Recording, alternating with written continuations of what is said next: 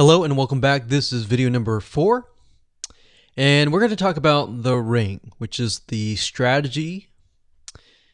So in the previous video, we discussed why having different social media properties interlinked together can help Google see you as a brand who is sharing your content to your audience. In other words, these aren't just random backlinks, but links from big sites that are branded towards your company. And this is why this is super targeted and is much more powerful than a simple backlink. Makes sense?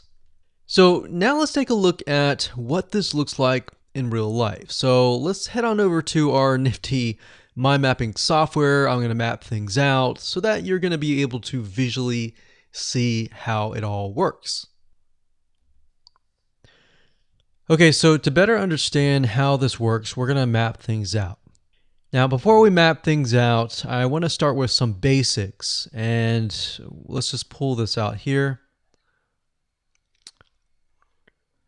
So essentially the concept here is, as you're building your brand, you're going to have many different social properties. And let's say, for example, this is the Facebook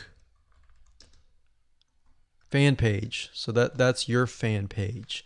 And we've got the YouTube channel over here because that is our end goal, is to have our YouTube channel get ranked higher. So essentially what we're doing is we're getting a backlink from this to here. And this could be Facebook, it could be Twitter, it could be Instagram, it could be any other social media platform. But it has to be branded towards you. It can't just be somebody else's fan page unless it is actually related. But if it's related and if it's branded as yours and it's linking to your YouTube channel, that essentially is a vote of confidence, but also it shows YouTube that you're interlinking. So that's basically the concept here.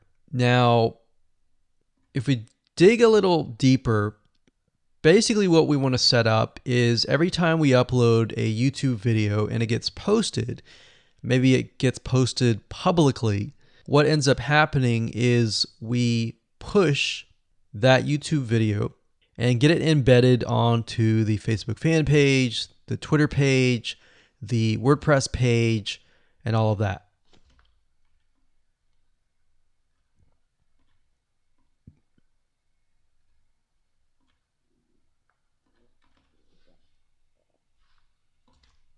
So we'll put Twitter.